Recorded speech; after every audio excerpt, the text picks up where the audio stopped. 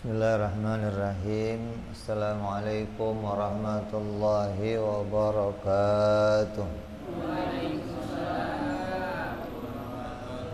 Al-Fatihah ila ruhi sayyidina habibina syafi'ina rasulillah sayyidina Muhammad ibn Abdullah sallallahu alaihi wa ala alihi wa sahbihi wa ashabihi wa dhurriyyatihi la ya'ni darajatin fil jannah wa yanfa'una bi asrarihim wa anwarihim wa ulumihim wa nafahatihim wa barakatihim fid dini wa dunya wal akhirah wa ja'aluna min hisbihim wa yarzuquna mahabbatahum wa yatawafana ala miladihim wa yahshuruna fi zumratihim min afiyatin salamatin thumma al-fatiha ila sahibil kitab Syekh Ahmad ibnu Athaillah rahimahullah nafa'ana bihi wa bi ulumihi thumma ila sahibi syarha Ki Shalih bin Umar Darat ثم إلى حضرة الوالد الحبيب عبد الله بن محسن العطاس نفعنا الله بهم وبعلومهم لهم الفاتحة أعوذ بالله من الشيطان الرجيم بسم الله الرحمن الرحيم الحمد لله رب العالمين الرحمن الرحيم مالك يوم الدين إياك نعبد وإياك نستعين اهدنا الصراط المستقيم صراط الذين أنعمت عليهم غير المغضوب عليهم ولا الضالين آمين بسم الله الرحمن الرحيم نويت تعلما وتعليما وتذكرا وتذكيرا ونفعا والانتفاع والإفادة والاستفادة والحث على التمسك بكتاب الله سنة رسول الله صلى الله عليه وسلم ودعاء إلى الهدى والدلالة على الخير ابتغاء مرضاته وقربه وثوابه وحسن الخاتمة واللطف والعافية وصلاح العاقبة.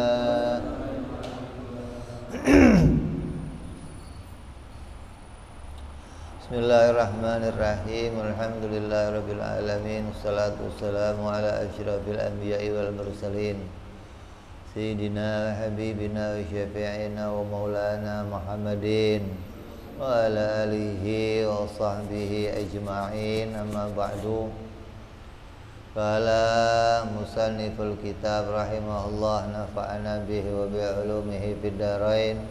Allahumma aftah qulubana futuhal arifin wa bi hikmatika wansur alaina bi rahmatika ya arhamar rahimin ila an qal. Sampai ke berapa kita? Hah? Sekarang 13.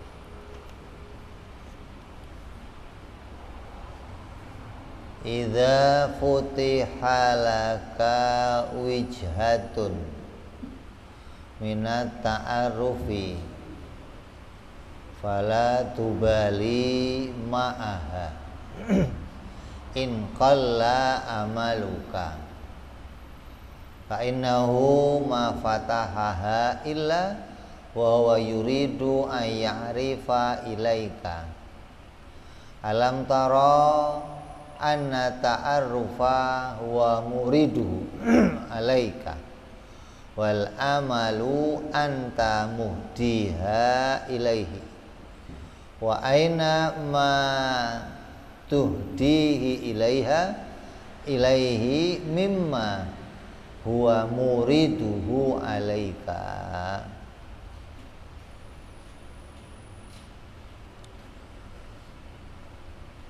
Terjemahnya, apabila Tuhan membukakan bagimu suatu jalan untuk makrifat, mengenal kepada Allah, mengenal kepada zatnya dan sifat-sifatnya, maka jangan hiraukan soal amalmu yang masih sedikit. Sebab Tuhan tidak membukakannya, melainkan Ia akan memperkenalkan dirinya kepadamu. Tidakkah kau ketahui bahwa ma'rifat itu semata-mata pemberian karunia Allah kepadamu, sedangkan amal perbuatanmu adalah hadiah darimu untuk Allah. Maka di manakah letak perbandingannya antara hadiahmu dan pemberian karunia Allah Subhanahu wa ta'ala?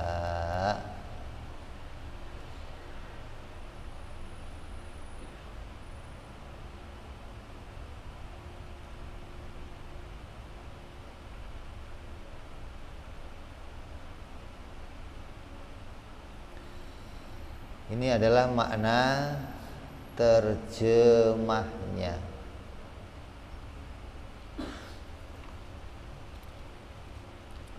Maksudnya adalah ketahuilah wahai murid, wahai orang-orang yang berkeinginan berjalan mendekat kepada Allah Subhanahu wa ta'ala, bahwasannya ma'rifat billah itu adalah akhir atau puncak dari segala tujuan dan harapan. Mengenal kepada Allah itu adalah puncak dari tujuan hidup. Mengenal kepada Allah adalah puncak dari harapan hidupnya manusia. Karena diciptakannya kita itu, kita punya tujuan hidup di dunia adalah untuk bisa mengenal kepada Allah Subhanahu wa ta'ala. Maka dari itulah Imam Ibnu Ahmad Ibnu Athaillah mengatakan, idza futiha laka wijhatun minat ta'arrufi fala yubali ma'aha in qalla amaluka. Apabila Allah membukakan bagimu pintu untuk kamu bisa mengenal kepada Allah, maka jangan hiraukan soal amalmu yang masih sedikit. Masa sih saya bisa jadi orang yang mengenal Allah, padahal saya cuman sholatnya wajib-wajib saja, cuman puasanya wajib-wajib saja, amal saya sedikit, gak banyak zikir, gak banyak wirid, gak banyak hizib-hizib, gak banyak aurat-aurat. Masa sih saya bisa disebut orang yang ma'rifat kepada Allah? Jangan menganggap bahwa orang yang ma'rifat kepada Allah harus orang yang pakai udeng-udeng, jangan. Yang jubahnya gede, yang tasbihnya 2 meter, enggak begitu, enggak. yang amalnya udah banyak banget, sunnah-sunnah dikerjakan semua. Jangan kamu anggap bahwa orang yang mengenal Allah harus orang yang seperti itu, enggak. Allah memperkenalkan dirinya kepada hamba-hambanya itu kepada siapa saja yang Allah kehendaki. Walaupun amal kita sedikit gitu loh. Walaupun saya hanya bisa ngerjain yang wajib-wajib doang, nggak bisa nambah yang sunnah. Kalau Allah mau membukakan pintu ma'rifat, mengenal kepada Allah, maka itu anugerah yang besar dari Allah kepada kita. Jadi jangan berkecil hati, masa sih bisa, kan nggak ada hubungannya. Ma'rifat itu urusan hati kamu mengenal kepada Allah. Ibadah itu urusan aktivitas diri kamu melaksanakan perintahnya Allah. Jadi jangan kalau alamatnya orang yang ma'rifat ya amalnya banyak. Jangan dijadikan patokan seperti itu gitu loh. Hingga ketika kamu membuat sebuah patokan seperti itu, kita akan jadi orang yang merasa tidak mungkin jadi orang yang ma'rifat ketika amal yang kita punya masih amal yang sedikit.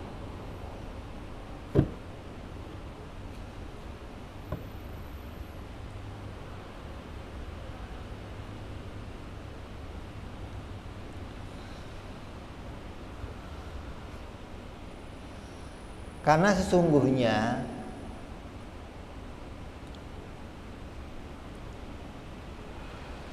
kita harus ketahui nih, kita hambanya Allah, orang-orang yang salik ingin menuju mendekat kepada Allah. Kita ini tidak bisa memperbanyak amal kita sendiri, nggak bisa. Emang cita-citanya pengen punya amal yang banyak. Saya kalau malam pengen tahajud, siang pengen duha, puasa sunnah pengen, sehari pengen bisa wirid 1000 kali, sholawatan 1000 kali. Itu pengennya kita. Tapi itu semua akan bisa terlaksana kalau kita diberikan kesempatan oleh Allah Subhanahu wa ta'ala. Jadi jangan menganggap kalau saya punya amal yang banyak itu amal dari diri saya sendiri. Bukan. Itu adalah kesempatan yang diberikan Allah kepada kita, taufik, pertolongan Allah kepada diri kita hingga kita bisa punya amal yang banyak. Yang repot itu kalau sampai kita menganggap bahwa saya sudah punya amal yang banyak, amal itu dari diri saya. Nah, ini yang repot nih. Merasa udah bisa sunnah, udah bisa tahajud, udah bisa duha, menganggap itu adalah hasil dari perbuatan kita sendiri. Ini yang menjadikan kita justru tidak mengenal kepada Allah Subhanahu wa ta'ala. Jadi kita itu tidak bisa memperbanyak amal ibadah kita sendiri. Dan juga kita tidak bisa menyingkirkan sesuatu yang menjadi penghalang kita untuk ma'rifat kepada Allah. Beramal banyak nggak bisa. Pengen membuka hijab untuk mengenal Allah juga nggak bisa. Kita itu lahir dalam keadaan bodoh, dalam keadaan nggak punya amal. Kok tiba-tiba kita bisa punya amal, tiba-tiba kita bisa mengenal Allah. Ini semua karunia Allah.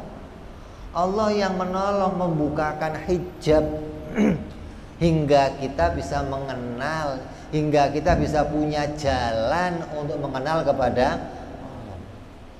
Tadinya boro-boro kenal Allah. Kok sampai bisa kenal yang wajib bagi Allah, yang mustahil bagi Allah, yang jaiz bagi Allah. Itu yang membuka hijab kebodohan kita adalah Allah Subhanahu wa taala. Bukan upaya kita sendiri, bukan. Oh, saya mah karena tekunnya saya belajar, saya bisa kenal Allah. Enggak begitu, enggak. Mau setekun apa kamu belajar, mau sampai mana kamu belajar, kalau Allah nggak kasih kesempatan kamu kenal Allah, ya nggak bakal kenal Allah. Berapa banyak orang yang jadi sarjana tapi nggak kenal. Berapa banyak orang yang hafal Al-Quran tapi nggak kenal Allah. Berapa banyak orang yang ahli puasa tapi nggak kenal kepada Allah. Banyak. Maka ketika kita kok tiba-tiba dengan amal yang sedikit diberikan pemahaman mengenal kepada Allah, maka yang mengangkat hijab itu adalah Allah Subhanahu wa ta'ala.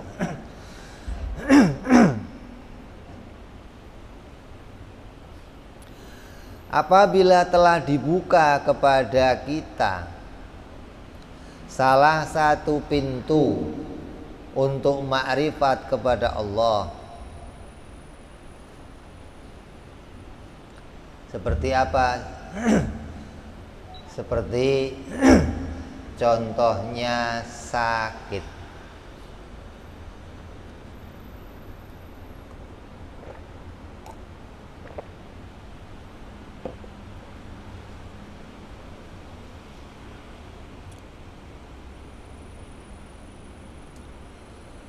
Ketika seseorang itu sakit,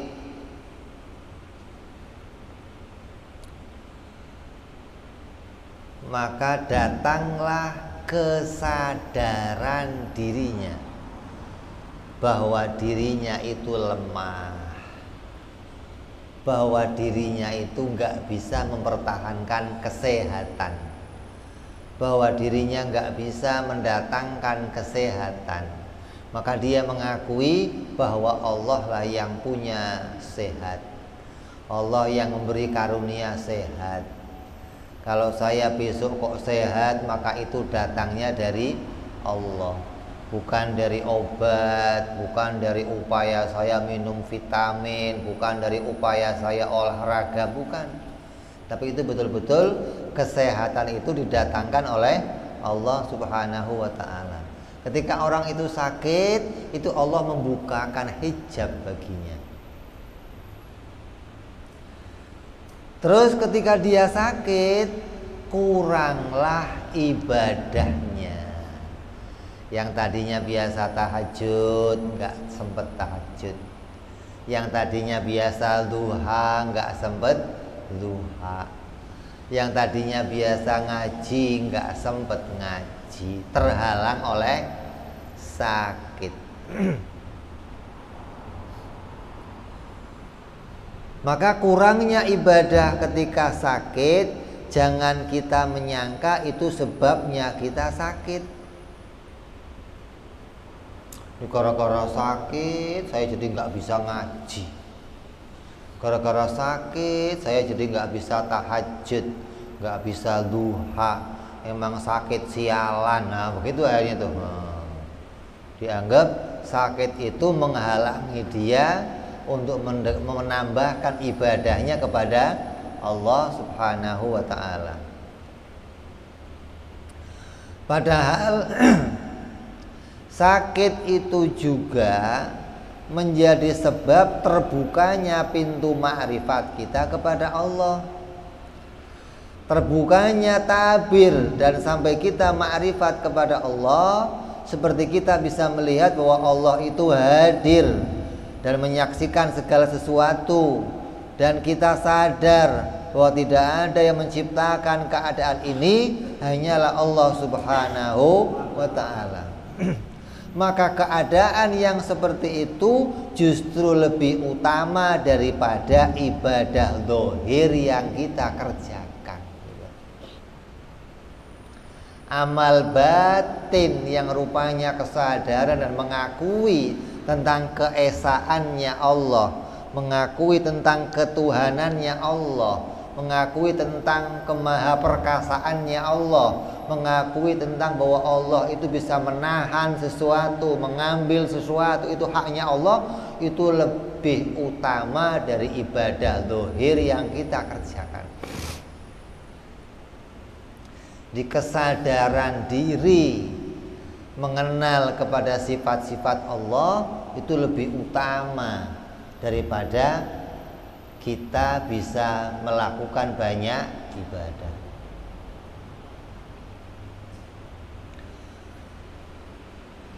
Karena tujuan dari ibadah zahir itu adalah juga bisa makrifat kepada Allah dan mendekat kepada Allah.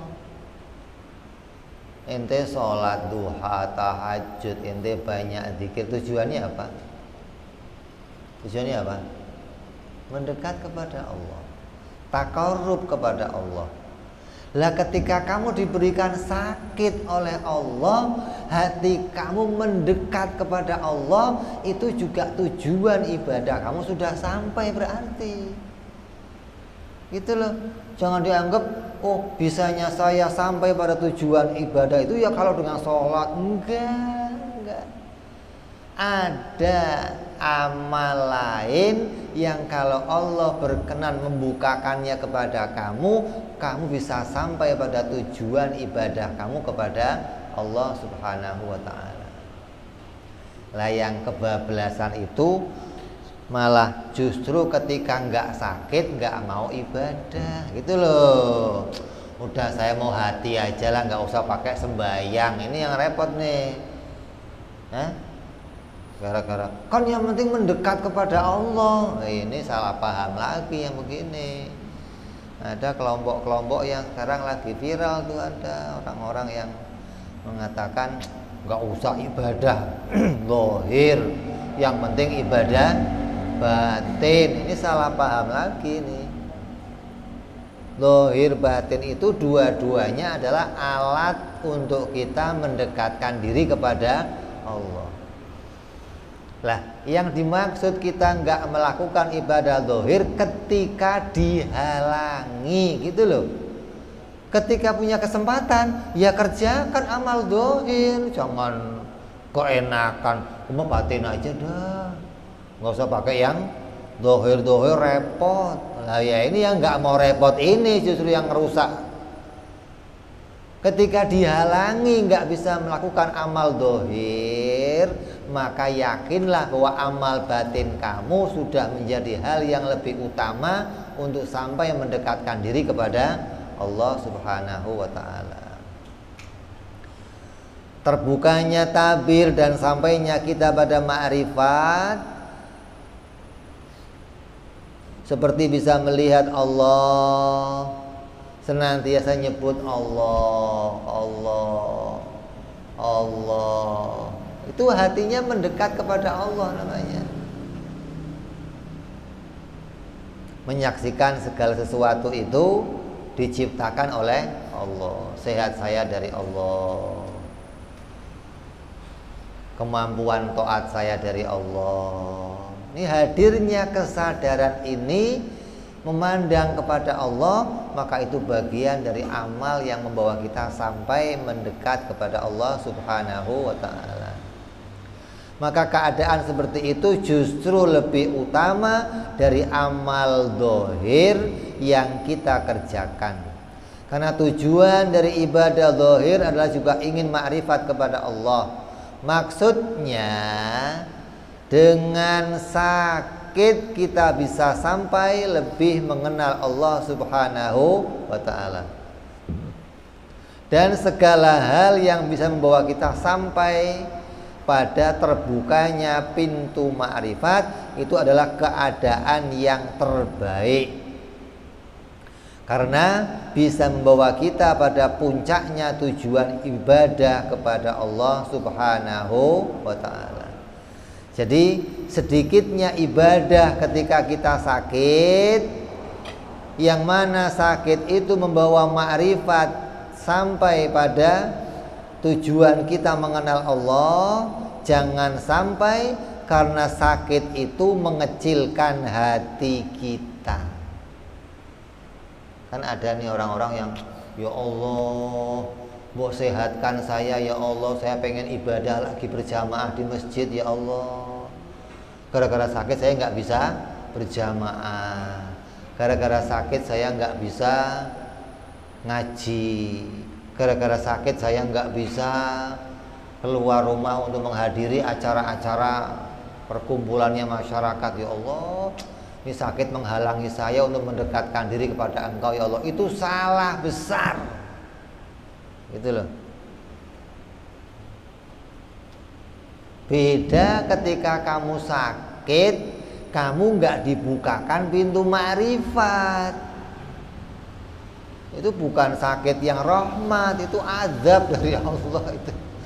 Kalau sakit yang rahmat itu dikasih sakit oleh Allah, terhalang kita untuk ibadah yang biasa kita lakukan, tapi Allah buka kita pintu ma'rifat hingga kita bisa menyadari di relung hati kita betul-betul merasa lemah, betul-betul merasa Allah lah yang maha qahar, yang maha jabbar, Allah yang wahdaniyah, yang punya kudrat dan iradah. Maka kesadaran yang seperti itu lebih baik dari ibadah kamu yang banyak. Itu mestinya. Jadi jangan pernah minta berhenti dari sakit kamu hanya gara-gara pengen lagi kembali ibadah. Orang yang minta berhenti sakitnya gara-gara mengejar ingin ibadah seperti biasa, itu pasti orang-orang yang nggak mengenal kepada Allah Subhanahu wa ta'ala. Bagaimana indahnya ketika kamu kok sakit, kamu biasa sholat subuh berjamaah, amal kamu tetap ditulis sama Allah berjamaah, nggak usah khawatir. Kamu biasa ngaji, kamu sakit ditulis amalnya kamu ngaji, gitu loh. Biasa main hadroh, nggak main hadroh di sini ditulis main hadroh, tapi amplop yang nggak dikirim, pahalanya doang. Lu mau amplop dikirim, milih sakit melulu akhirnya. Jadi amalnya tetap ditulis sama Allah. Nah, ketika hatinya diberikan ma'rifat kepada Allah, maka itu anugerah yang luar biasa dari Allah Subhanahu wa ta'ala. Jadi sedikitnya ibadah kita jangan membuat hati kita kecil, terus pingin segera sehat agar bisa kembali melakukan ibadah kepada Allah Subhanahu wa ta'ala. Justru itu adalah hal yang lebih baik, karena keinginan ibadah itu datang dari kita, sedangkan sakit itu datang dari Allah. Ente pingin hadir berjamaah di masjid, pengen hadir majelis taklim, pinginnya siapa? Pinginnya kamu. Lah sementara kamu dikasih sakit, itu pinginnya siapa? Pinginnya Allah. Kamu menganggap bahwa pinginnya Allah mau kamu singkirkan, pinginnya kamu mau kamu anggap lebih utama pinginnya saya dari gimana coba? Itu kehilangan ma'rifat kepada Allah. Maka apa yang dipilihkan oleh Allah kepada kita itu menjadi jalannya untuk bisa menjadi jalan ma'rifat kepada Allah, itu lebih baik dari jalan yang kita pilih sendiri. Ini nasihat dari Imam Ahmad Ibnu Athaillah. Coba. Nah, kita kan kadang nggak nyampe begitu. Karena kita menganggap Saya kok di kasur aja ya Allah, gimana? Saya biasa berjamaah ketinggalan, biasa hadir perkumpulan ketinggalan, biasa yasinan gak hadir jadinya, biasa tahlilan gak dapat berkat jadi ya Allah. Terus pengennya apa? Mbok ya segera dikasih sehat ya Allah, biar saya kembali bisa ibadah. Kenapa? Di pikirannya menganggap karena ibadah itu bisa mendekatkan diri kepada Allah.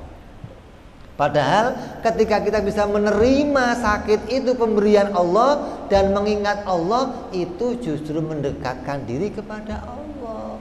Wong sedang mendekatkan diri kok pengen mendekatkan diri lagi, ini kan aneh kan orang? Dia sedang mendekatkan diri kepada Allah dengan jalan yang Allah pilih, malah jangan dari jalan ini ya Allah, pakai jalan yang lain aja. Itu namanya ngatur jalan yang Allah pilihkan gitu loh. Dikasih jalan yang Allah pilihkan yang enak, milihnya jalan yang susah, yang harus pakai keringetan, harus pakai tinggal duduk ya Allah.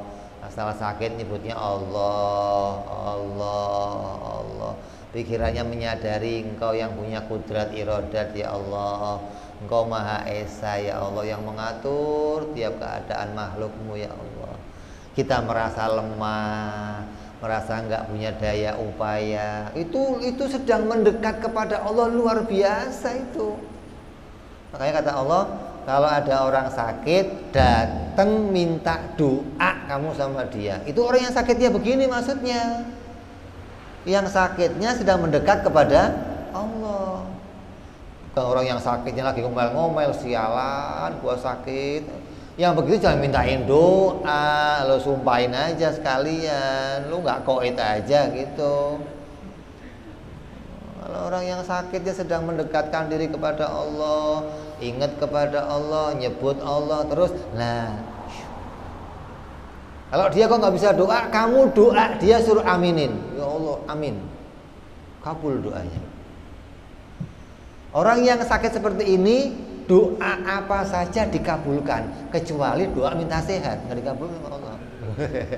Kalau yang lain dikabul sama Allah, kecuali minta sehat. Ini gambarannya apa?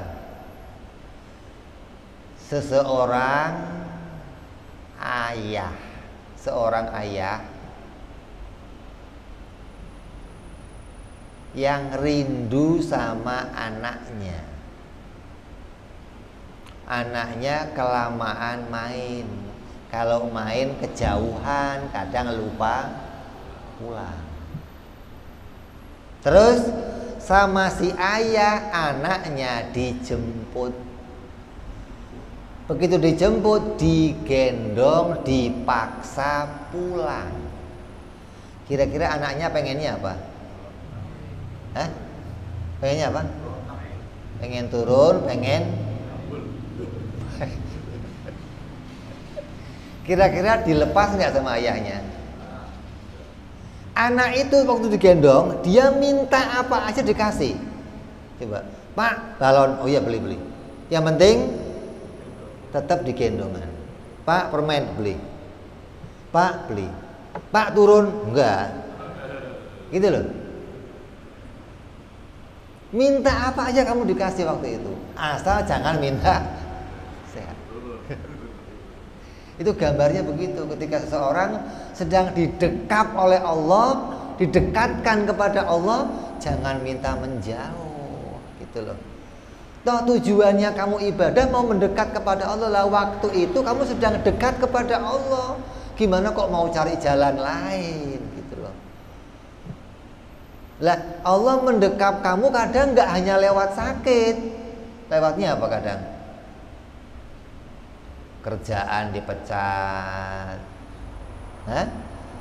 lagi naik-naiknya jatuh kerjaannya, usaha bangkrut, istri minta cerai, itu lagi pusing tuh. Ketika yang demikian kemudian kamu merasa, ya Allah saya lemah, saya nggak punya daya upaya. Ini kamu sedang didekatkan kepada Allah Subhanahu wa Ta'ala. Allah sedang mendekatkan kamu kepada dirinya. Kok kamunya pingin, kok ya diganti, ya Allah kan. Alhamdulillah bapak sering begitu. Kalau ada orang kok lagi nggak kerja, terus datang ngaji, kenapa? Iya Pak, lagi nggak punya kerjaan Pak, dipecat. Alhamdulillah kata Bapak. Bu doain Pak biar kerja lagi. Enggak, kamu nggak ngaji lagi kalau. Jadi ketika orang itu bisa melihat hikmah ini, maka kamu berarti dibuka pintu ma'rifatnya kepada Allah Subhanahu wa Ta'ala. Walhasil seorang murid yang telah sampai pada terbukanya pintu ma'rifat, maka dia akan bisa melihat tidurnya orang yang sakit lebih baik daripada sehatnya. Karena di dalam keadaan sakit itu akan muncul banyak kebaikan. Seperti apa? Hatinya jadi benci pada dunia, lebih cinta sama akhirat. Coba orang sakit dibawain opor yang enak bener. Lu mah giliran gua sehat, lu nggak bawain opor yang begini. Giliran gua sakit, lu bawain opor kagak. Kenapa? Nggak ada yang enak gitu loh. Pengennya apa? Sembuh. Dunia mah nggak dipikir lagi sama dia. Nih, gua kasih mobil ya. Aduh, boro-boro mobil, aduh. Jalan-jalan ke Singapura, aduh, boro-boro sih. Udah nggak kepikiran tuh dunia macem-macem. Itu datang kebaikan. Coba kalau sehat, pengennya apa? Ya wis macem-macem pengennya. Benci sama dunia, lebih cinta sama akhirat. Juga orang yang sakit itu ridho datangnya kematian dan rindu berjumpa dengan Allah Subhanahu wa Ta'ala. Itu yang penting lagi. Ketika dia sakit, ya Allah, kalau saya kok sampai mati, alhamdulillah ridho saya ya Allah. Terima ya Allah. Mudah-mudahan amal saya diterima. Mudah-mudahan dosa saya diampuni, bisa jumpa dengan Engkau. Itu hasratnya ke akhirat. Ini orang yang sakitnya dibuka pintu ma'rifat. Beda sama yang sakitnya nggak ma'rifat. Isinya ngomel, isinya ngeluh, isinya nyalahin dokter bego, obat nggak manjur. Yang dipikirin gimana kantor gua sekarang, gimana. Kayak ceritanya ada orang sakit dikerubutin sama anaknya. Anaknya lagi zikirin, bacain Yasin, begitu dia melek sadar, anaknya jaga. Lu ngapain di sini semua? Ini lagi bacain doa. Terus itu pasar yang jaga siapa? Toko yang jaga siapa? Aduh abah lagi sakit aja mikir. Itu namanya sakitnya nggak ma'rifat kepada, maksudnya otaknya dunia aja gitu loh. Itu sakit yang nggak dibuka pintu ma'rifat kepada Allah. Dia akan bisa melihat bahwa Allah mampu menjadikan segala yang dikehendakinya, hingga bisa melihat pada kelemahan dirinya dan juga bisa melihat pada hinanya dirinya. Ketika sakit yang seperti itu membawa pada keadaan yang demikian, maka jangan pedulikan amal dohir kita gitu. Tapi kalau kamu sakitnya nggak bisa begini, nah ya ini yang berat. Udah dapat sakit, nggak dapat makrifat. Itu bukan sakit yang didekap, itu sakit yang disentilin nih. Nah itu tuh, kecek itu. Bukan sakit karena didekap, bukan. Kalau sakit yang didekap ronta-ronta nggak enak, tapi didekap dengan kemesraannya Allah. Ada yang sakit tapi itu sakit yang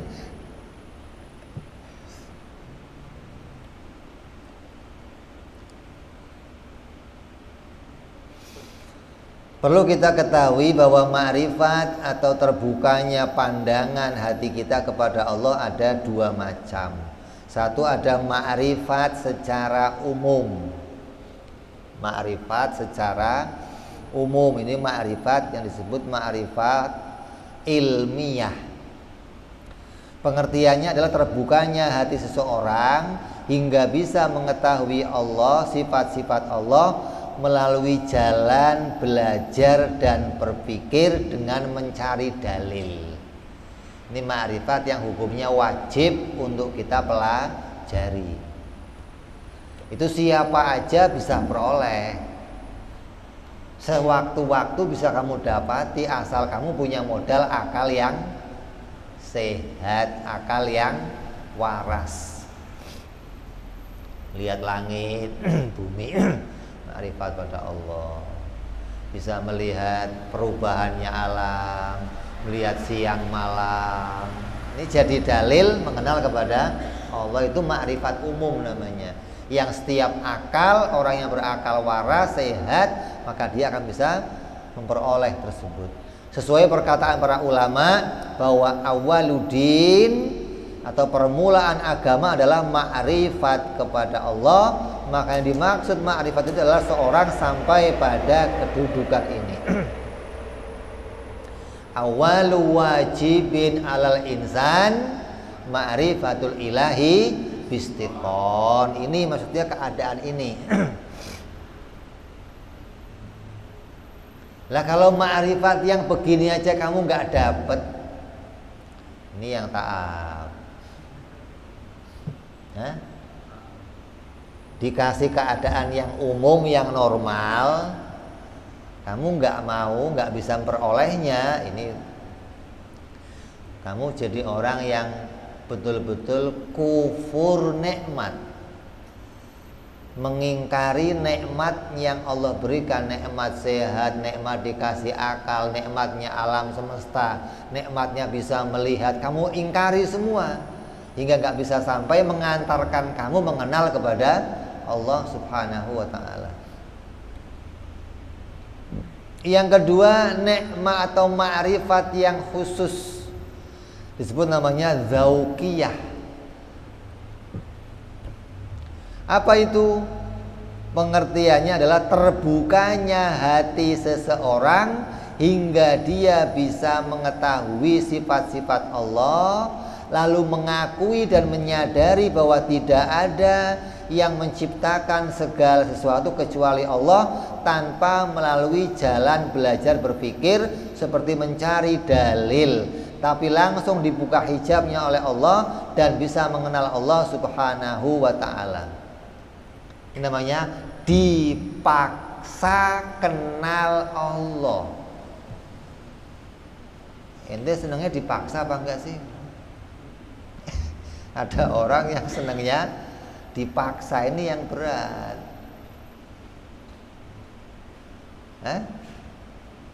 Ada orang yang senangnya dipepet. Dipepet itu dipojokkan, dicekek. Ngaku enggak? Ngaku enggak? Ya ngaku ya. Kita senangnya begitu kan? Allah kalau sayang sama hambanya ya begitu. Kalau dikasih waktu yang umum kok nggak mau kenal-kenal, lama-lama dipepetin sama Allah, dipojokin sampai kejepit. Ya Allah ngaku, nah udah, seneng itu ya begitu. Lah ya jangan sampai kepepet begitu, gitu loh maksudnya. Mau dikasih kesempatan yang lena, yang luas, punya akal, kok sampai nggak mau kenal kepada Allah, ini kebangetan namanya. Pengennya baru mau kenal Allah kalau sudah dipepet, udah kerjaan dijatuhin, ditimpa tangga, diinjek-injek, udah nggak bergerak, baru ya Allah saya ngaku ya Allah lemah ya Allah. Ini yang berat. Maka orang yang diberi kedudukan ini hatinya akan menjadi luas, sehingga dia tidak akan lagi mencela pada segala sesuatu yang diciptakan Allah, baik itu yang sudah terjadi, yang sedang terjadi, dan yang akan terjadi. Orang kalau sudah dipepet sama Allah, dipojokkan, udah ngaku lemah, baru hatinya terbuka tuh. Iya ya Allah. Jadi jangan menganggap bahwa orang kalau nggak ngaji ilmu ini nggak bakal bisa kenal Allah. Bisa. Allah bisa membuat kamu kenal pada Allah, bisa. Cuman caranya tadi dipepet dulu sama Allah sampai kamu mengakui gitu loh. Mau dikasih yang enak-enak, dipanggil nih, punya anak bulan sini, nengok doang. Ya bah, cabut. Panggil lagi. Ya bah, cabut. Lama-lama diapain? Dikejar, dicekek, pulang. Nah ya bah, sudah begitu mau ngomong apa? Itu dipaksa mendekat kepada orang tuanya. Lembu ya jangan dipaksa kan. Oh iya ya bah, ta'al. Udah selesai, main lagi kan selesai, begitu kan gampang. Nggak pakai dipepet-pepet begitu. Jadi apa yang kita lihat itu jadi gambaran semua. Asal kamu bisa berpikir melihat gambaran, ya Allah ini kayak saya. Ini saya sama Allah ya begini ini nih. Kalau saya nggak mau mendekat kepada Allah, akan dipaksa saya mendekat kepada Allah kalau Allah sayang sama saya. Kata orang sufi, inna fid dunya jannatan, faman dakhalaha lam yastaq ilal jannatil akhirah illa wa ma'rifatullahi ta'ala. Di dunia ini ada surga. Siapa yang masuk ke dalam surga yang ada di dunia, dia tidak ingin surga di akhirat. Ketahuilah surga itu adalah makrifat kepada Allah Subhanahu wa ta'ala. Ini katanya orang sufi, orang yang hatinya udah bersih, yang hatinya udah merasakan nikmatnya mendekat kepada Allah Subhanahu wa ta'ala, nikmatnya taat kepada Allah. Orang-orang sufi yang seperti ini ketika mati masuk surga ditanya, di sini bisa ibadah enggak? Enggak. Terus saya mau ngapain di sini? Ya ini makan minum. Apa enaknya? Coba. Kalau ente kan enggak, begitu mati bangun di surga, di sini ada ibadah enggak? Alhamdulillah, selesai udah saya merdeka. Oh ibadah itu susah, bener kata ente kan? Beda sama mereka. Ibadah itu kenikmatan, ladzat, merasakan manisnya ibadah bagi mereka. Nah orang-orang seperti inilah yang menganggap bahwa ma'rifat kepada Allah itu adalah bagian dari surga yang ada di dunia. Sebagaimana kata Al-Habib Abu Bakar Al-Adni Al-Idrus, man arafallaha sofa lahul aish wa dhabat lahul hayat. Siapa orangnya yang bisa ma'rifat kepada Allah, maka hidupnya diliputi dengan kebahagiaan dan kesenangan. Kalau kata Kiai Asmawi, orang yang sampai bisa ma'rifat kepada Allah, mengenal kepada Allah, itu harusnya loncat-loncat dia. Saking bahagia, saking gembiranya bahwa saya berhasil hidup di dunia, diberi anugerah Allah, puncaknya kenikmatan yaitu ma'rifat kepada Allah Subhanahu wa ta'ala. Gak ada puncak yang lain, gak ada.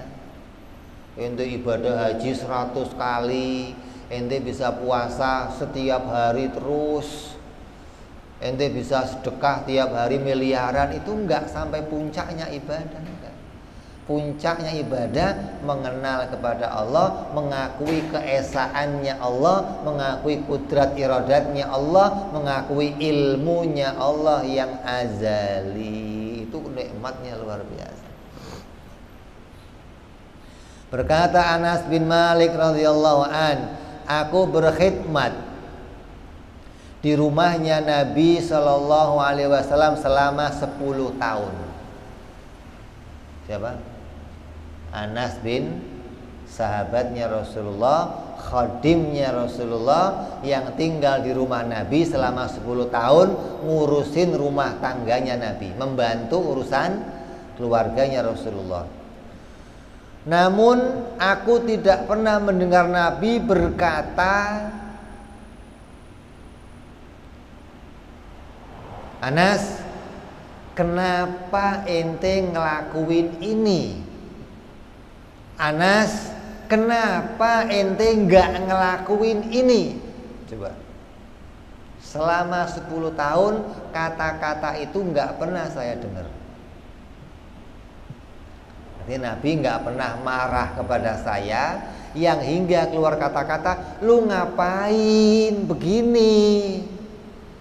Kenapa nggak begini? Itu nggak pernah keluar dari Nabi SAW selama 10 tahun. Maka kata Anas, ini menunjukkan bahwa Nabi sampai pada kedudukan makrifat kepada Allah Subhanahu wa ta'ala, pada puncaknya makrifat, dengan bukti tidak pernah mencela apapun yang diciptakan oleh Allah. Kok dia ngerjain begini? Ya Allah yang bikin. Lu ngapain? Apalagi keluar bego lah ini ya kadang. Ada begitu? Kalau di rumah mungkin enggak, kadang di jalan. Sialan. Lu nggak ada matanya. Otak lu kemana?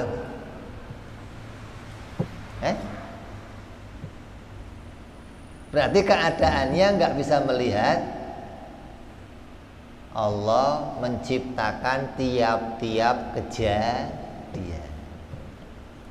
Anas bin Malik membuktikan langsung bahwa Rasulullah sampai pada puncaknya ma'rifat ini, hingga dia nggak pernah mencaci atau mengatakan sesuatu tentang apa yang dikerjakan oleh Anas dan apa yang tidak dikerjakan oleh Anas.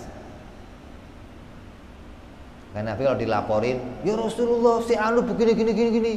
Oh iya, gimana sih, kamu udah saya ajarin gitu doang. Nggak ada keluar bego amat sih, nggak ada begitu. Kalau ente kan keluarnya macam matanya.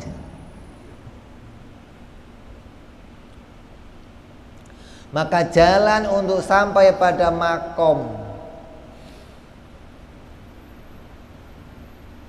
yang seperti ini, yang bisa mengakui dan menyadari keberadaan Allah, bisa melihat selalu menerima segalanya diciptakan oleh Allah, itu hanya dengan 2 cara. Satu, jalan ibadah.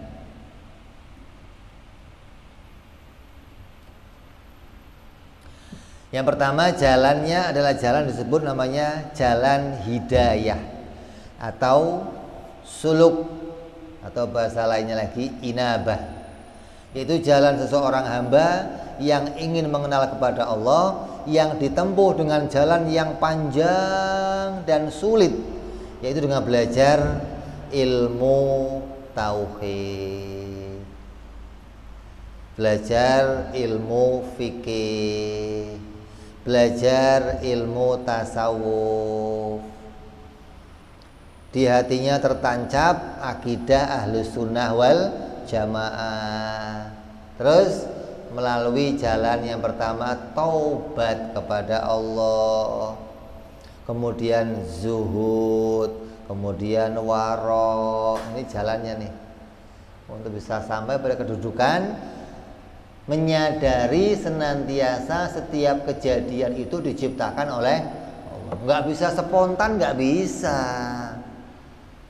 Kenapa? Kita dari bayi sampai gede terikat hukum adat, terikat hukum kebiasaan. Di hati kita tertancap mengarang, sudah terbentuk karang. Fulan bisa begini, fulan bisa begini, fulan bisa begini. Ini gara-gara si fulan, gara-gara dia saya begini. Itu sudah tertancap di hati kita. Untuk merubah seketika jadi orang bertauhid susah. Setahap demi setahap. Kita bongkar tuh karang yang keras itu, kita bongkar tuh. Untuk kembali pada Allah yang bikin, Allah yang bikin, Allah yang bikin. Itu butuh bertahun-tahun lama. Nggak bisa seketika hari ini ngaji tauhid, besok makrifat. Wali semua jadinya.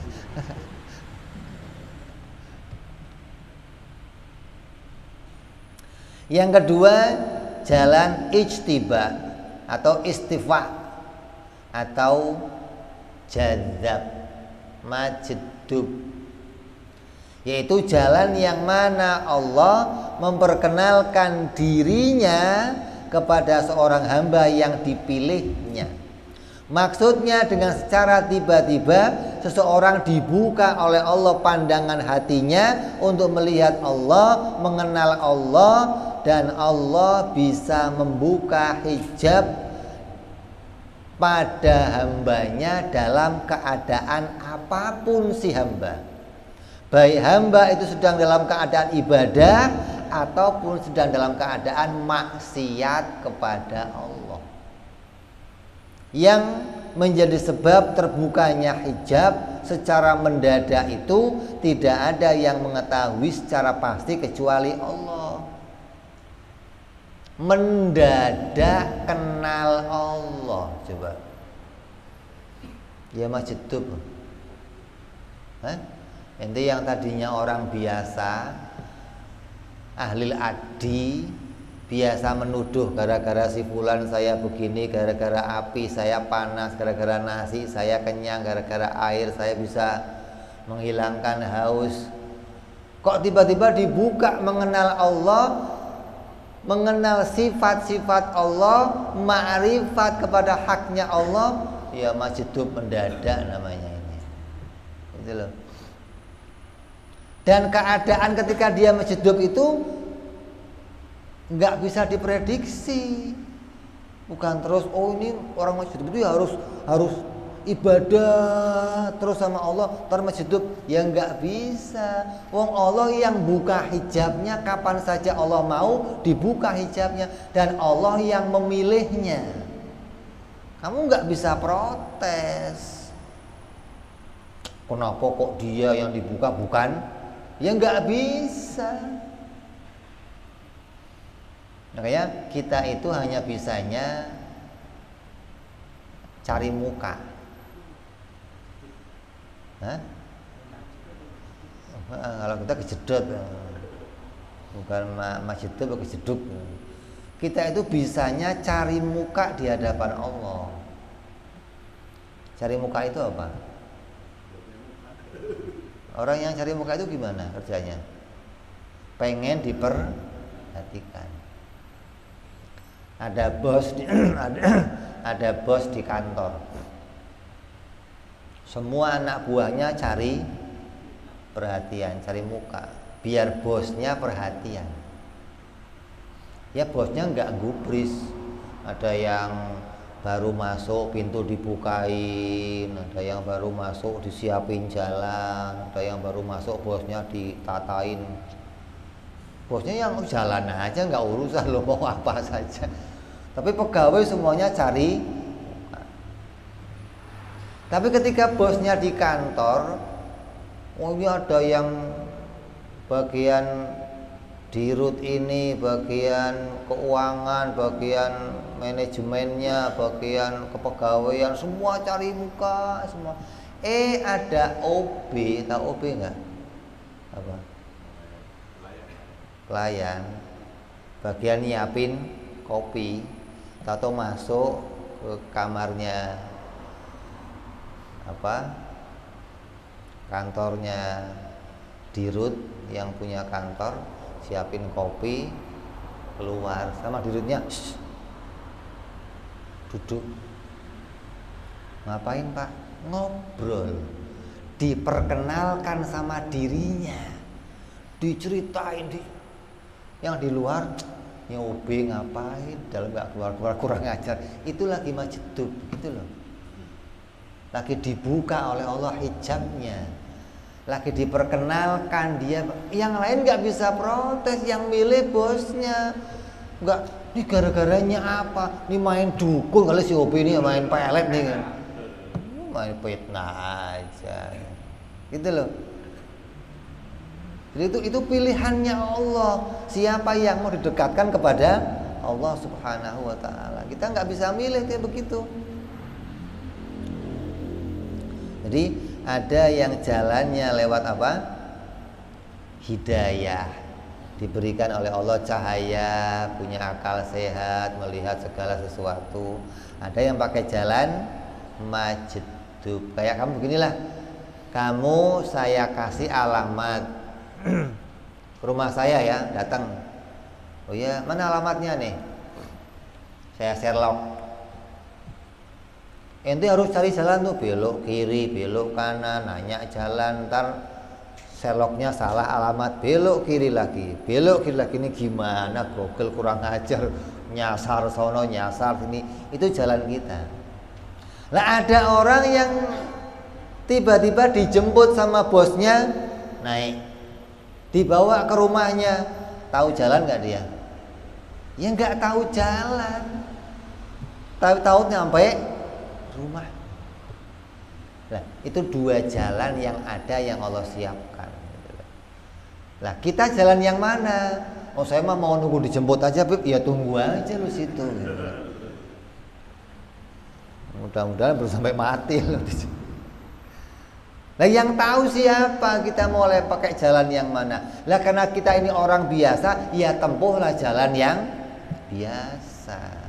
Jalannya hidayah, jalannya orang yang umum, pakai suluk, pakai mendaki, pakai harus lewat jalan yang terjal, bertahun. Karena emang itu jalan kita.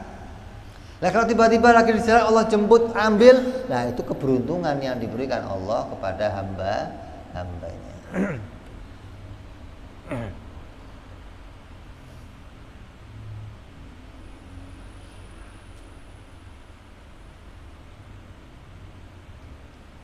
Masih 7 lembar lagi gimana ya? Masih 7 lembar lagi ini.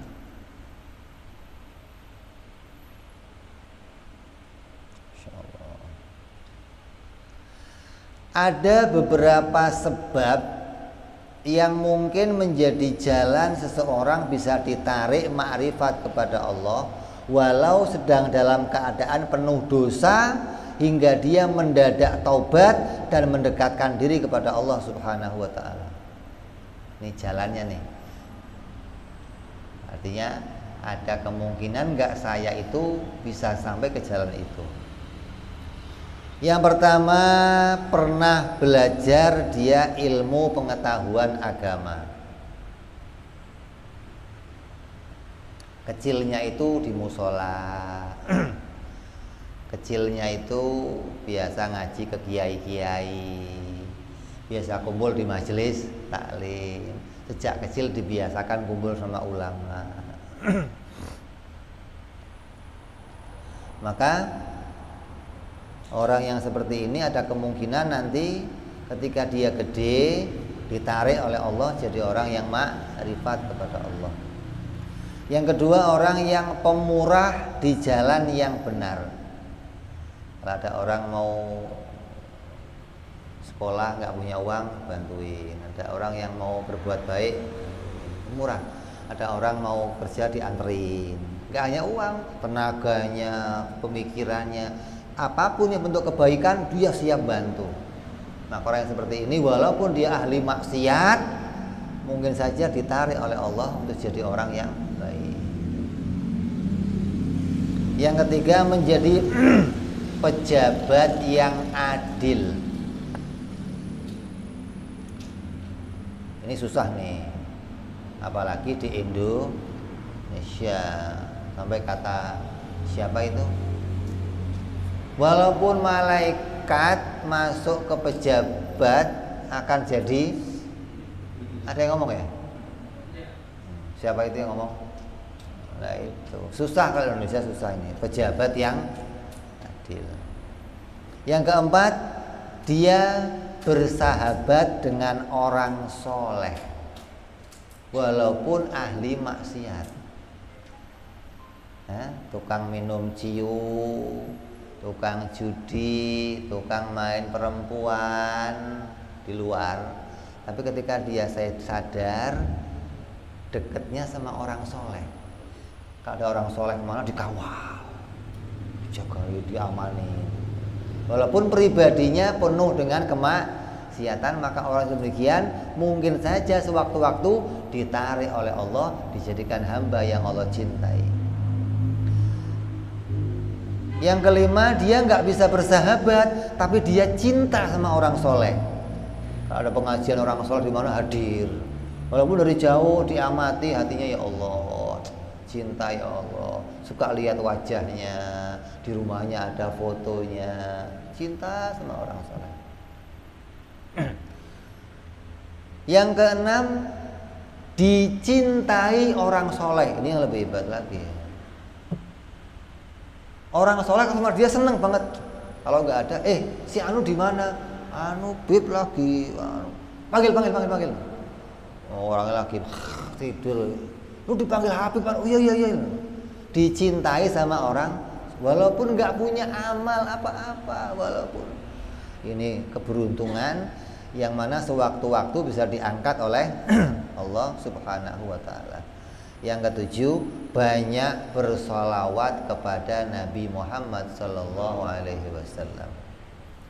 Yang kedelapan, keturunan dari orang baik. Ini. Jadi kalau ada orang kok bapaknya kiai atau kakeknya kiai atau buyutnya kiai, ada kemungkinan dia mendapatkan keberkahan dari kakek-kakeknya hingga diangkat oleh Allah jadi orang yang baik.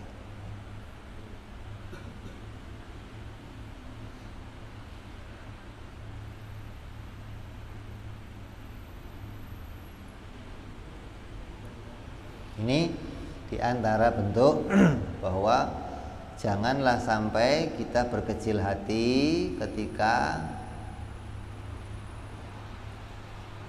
amal kita berkurang, tapi ma'rifat kita kepada Allah dibuka. Kita pahamilah bahwa ma'rifat itulah yang menjadi jalan kita mendekatkan diri kepada Allah Subhanahu wa Ta'ala, hingga itulah puncaknya dari nilai hidup kita, itulah tujuan yang sebenarnya dari hidup kita. Jadi jangan menganggap bahwa tujuan hidup saya itu ibadah. Kan Allah ngomong, wa ma khalaqtul jinna wa insa illa liya'budun. Ya'budun di situ adalah illa liya'rifun gitu. Adalah sampai kepada makrifat kepada Allah Subhanahu wa Ta'ala. Bukan hanya ibadah zahir saja, tapi ketika ibadah batin kita dibuka kepada Allah, maka kita sudah sampai puncaknya ibadah kepada Allah Subhanahu wa Ta'ala. Mudah-mudahan kita semua dijadikan Allah menjadi hamba-hamba yang senantiasa dibuka hatinya, bisa mengenal Allah, bisa sampai pada puncaknya hidup di dunia mendapat keberuntungan, yaitu mengenal kepada Allah Subhanahu wa Ta'ala, menyadari keesaannya Allah, menyadari kudrat iradatnya Allah, menyadari luasnya ilmunya Allah Subhanahu wa Ta'ala, bahwa Allah adalah zat yang Al-Qahhar, yang Al-Jabbar, dan kita adalah zat yang lemah, yang gak punya daya dan upaya. Mudah-mudahan Allah berikan kita kesadaran ini sampai nanti hari kematian kita mati bawa iman Islam dan mendapatkan keridhaannya Allah dunia sampai akhirat. Amin ya rabbal ala hadhihi niyyah wa ala niyatin shalawat ila hadratin nabi. Al-Fatihah. أعوذ بالله من الشيطان الرجيم بسم الله الرحمن الرحيم الحمد لله رب العالمين الرحمن الرحيم مالك يوم الدين إياك نعبد وإياك نستعين اهدنا الصراط المستقيم صراط الذين أنعمت عليهم غير المغضوب عليهم ولا الضالين آمين يا ربنا اعترفنا بأننا اقترفنا وأننا أسرفنا على لظى أشرفنا فتب علينا توبة تغسل كل حوبة واستر لنا عوراتي آمين رأتي واغفر لوالدينا ربي ومولودنا والآل والإخوان وسائر الهلان وكل ذي محبة أو جيرة أو صحبة والمسلمين أجمع من ربي اسمع فضلا وجودا منا لا باكتساب منا بالمصطفى رسولي نهضى بكل سولي صلى وسلم ربي عليه عند الحبي وآله وصحبه عدد تحصي صحبي والحمد لله في البدء والتناهي فأنا ربك رب العزة عما يصفون سلام على المرسلين الحمد لله رب العالمين. Assalamualaikum warahmatullahi wabarakatuh.